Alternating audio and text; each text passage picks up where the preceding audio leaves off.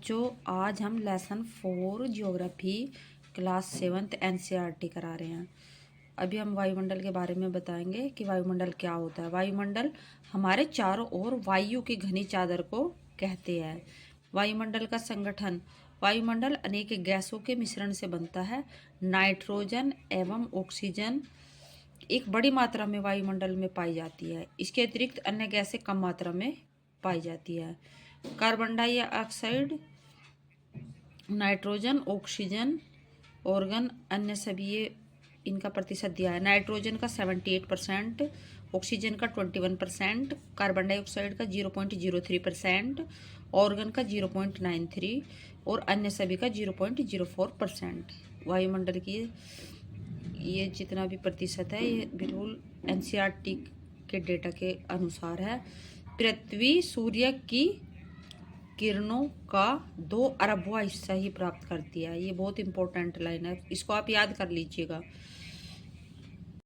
वायुमंडल की संरचना। वायुमंडल में 5 तरह की परतें पाई जाती है। क्षोभमंडल, समतापमंडल, मध्यमंडल, बाह्यमंडल और बहिर्मंडल। जो क्षोभमंडल है उसकी ऊंचाई 13 किलोमीटर होती है और समताप की 50 किलोमीटर। और मध्यमंडल की समताप मंडल है उसके ठीक ऊपर 80 किलोमीटर। और बाह्यमंडल की आयन मंडल इस परत का भाग है। और बहिर्मंडल सबसे ऊपरी व पतली परत होती है। ये जो क्षोभमंडल है उसमें वर्षा, कोहरा, ओलावर्षण होता है और मौसम संबंधी घटनाएं घटती है। और समताप मंडल में मौसम संबंधी घटनाओं से ये फ्री रहता है। हवाई जहाज इसी में उड़ता है और जीवन रक्षा परत, ओजोन परत यहाँ पर मौजूद होती है। और जो समताप मंडल है उसमें उल्कापिंड जो अंतरिक्ष में प्रवेश करते हैं और जल जाते हैं। और जो बाह्यमंडल है उसमें उसकी ऊंचाई 80 से 400 किलोमीटर होती है। रेडियो संचार संबंधी घटनाएं इसी में ही घटती है। और जो बहिर्मंडल है उसमें हीलियम व हाइड्रोजन जैसी हल्की गैसें पाई जाती है। मौसम मौसम अस्थायी होता है और प्रतिदिन होने वाली घटना मौसम कहलाती है। जलवायु किसी स्थान के मौसम का औसत जलवायु है, यह स्थायी होता है।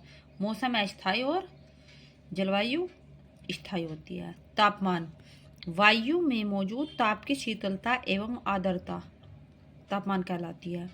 पृथ्वी का तापमान निर्भर करता है पृथ्वी की परिक्रमण और परिभ्रमण गति पर। आतपन किसे कहते हैं? सूर्य से जो आने वाली वह गर्मी जिसे पृथ्वी रोक लेती है वो आतपन कहलाता है। जो सूर्य से आने वाली गर्मी होती है और पृथ्वी फिर उसे रोक लेगी। शहरों या नगरों का तापमान गांव की तुलना में ज़्यादा होता है क्योंकि वहाँ की जो सड़कें होती है वो एस्फाल्ट व धातु और कंक्रीट से बने होते हैं, तो ये जल्दी गर्म हो जाती है। और पेड़ पौधे गर्मी को ज़्यादा सोख लेते हैं तो गर्मी कम हो जाती है, वरना शहरों में पेड़ पौधे भी कम होते हैं तो ज़्यादा ही होती है। वायुदाब वायु अपने भार से जो बल पृथ्वी की सतह पर लगाती है वायुदाब कहलाता है। वायु गर्म होकर जब ऊपर उठती है तब तापमान अधिक होगा। कम तापमान वाले क्षेत्रों में वायुदाब ठंडी होती है। वायु हमेशा बहती है उच्च दाब वाले स्थानों से निम्न दाब की ओर। अक्षांश उच्च दाब का उदाहरण है। पवन उच्च दाब क्षेत्र से निम्न दाब क्षेत्र की ओर वायु की गति पवन होती है। पवन कितने प्रकार के होते हैं? 3 प्रकार की। स्थायी पवनें लगातार निश्चित दिशा में बहने वाली पवनें होती है। ये इन्हें व्यापारिक पश्चिम एवं पूर्वी पवनें भी कहा जाता है। नंबर 2 मौसमी पवनें, मौसम के अनुसार बहने वाली पवनें, ये सीजन के अकॉर्डिंग डायरेक्शन चेंज कर लेती है। और नंबर 3 स्थानीय पवनें, किसी क्षेत्र विशेष में चलने वाली पवनें, जैसे उत्तरी भारत में लू चलती है। एग्जाम्पल स्थल एवं समुद्री समीर। वायु गर्म होकर फैलती है और ऊपर की ओर उठती है। और जो ठंडी वायु होती है वो सघन और भारी होती है, इसलिए नीचे ही रहती है। तापमान को मापने की मानक इकाई डिग्री सेल्सियस है। इसका आविष्कार किसने किया? एंडर्स सेल्सियस ने। पानी कितने डिग्री पर उबलता है, कितने डिग्री पर जमता है? तो 100 डिग्री पर तो वो उबलता है और 0 डिग्री पर जम जाता है। चांद पर वायु नहीं होती, इसलिए वहाँ वायु दाब भी नगण्य है। यात्री चांद पर वायु से स्वच्छ भरी पोशाक पहनती है। वायुदाब की जो 7 पेटियां है ये उनका डायग्राम है।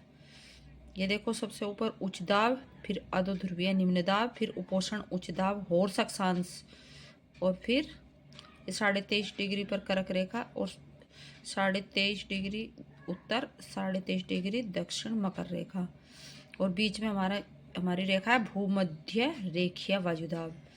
और इसके ये उपोषण उच्च दाब होर्स अक्षांश, अधोध्रुवीय निम्न दाब, और ये उच्च दाब दोनों साइड में, मतलब ऊपर भी उच्च दाब होगा और सबसे नीचे भी, और फिर अधोध्रुवीय, फिर उपोषण, और बीच में 0 डिग्री मध्य रेखीय वायुदाब। डोलड्रम का जो अक्षांश है वो 0 डिग्री है। अश्व अक्षांश होता है हमारा 30 डिग्री से 35 डिग्री। पवन जो होती है वो पश्चिम से पूर्व की ओर बह रही है, तो बताओ उच्च वायुदाब किस ओर होगा एवं निम्न वायुदाब किस ओर। तो ये फिगर से समझिए, पश्चिम उच्च वायुदाब, पूर्व निम्न वायुदाब। बिकॉज हवा हमेशा हाई टू लो की ओर बहती है, जहाँ से चली है वहाँ हाई लेवल, और जहाँ जा रही है वहाँ पर लो लेवल होगा। पवनों का नाम उसके आने की दिशा के द्वारा भी निर्धारित किया जाता है। जैसे पूर्व के ओर से आने वाली जो पवन होती है उसे हम पूर्वा कहते हैं, पश्चिम की ओर से आने वाली जो पवन होती है उसे हम पछुआ पवन कहते हैं बच्चों। किसे कहते हैं? चक्रवात का सबसे अधिक खतरा समुद्र तट पर स्थित उड़ीसा में बंगाल की खाड़ी में रहता है। पूर्वी पोर्ट ब्लेयर के निकट थाईलैंड की खाड़ी में अवदाव के कारण चक्रवात आया। पृथ्वी पर पानी के रूप में जो वर्षण होगा वो वर्षा कहलाएगा। वर्षा बच्चों 3 प्रकार की होती है: चक्रवाती वर्षा, पर्वतीय वर्षा, और संवहनी वर्षा। आर्द्रता किसे कहते हैं बच्चों? आर्द्रता वायु में किसी भी समय जलवाष्प की मात्रा आर्द्रता कहलाती है। आर्द्रता गर्मी में अधिक होती है। आर्द्रता अधिक होने के कारण कपड़े सूखने में अधिक समय लगता है। और बच्चों वर्षण का दूसरा स्वरूप होता है हिम, सहिम, वृष्टि या ओला। और व्यापारिक पवनें क्या होती है, कैसी होती है वो? वे पवन जो उष्ण कटिबंध में उच्च दाब से भूमध्य रेखीय निम्न दाब की ओर चलती है, वो व्यापारिक पवनें होती है। लेसन 4 यहीं पे ख़त्म हो जाता है बच्चों। ये थोड़ा बड़ा लेसन था, आप वीडियो को ध्यान से देखिएगा, और ये लाइनों में से ही क्वेश्चन के आंसर उठाए हुए हैं, पॉइंट टू पॉइंट ध्यान से पढ़ लीजिएगा। आज की वीडियो में इतना ही। Bye bye.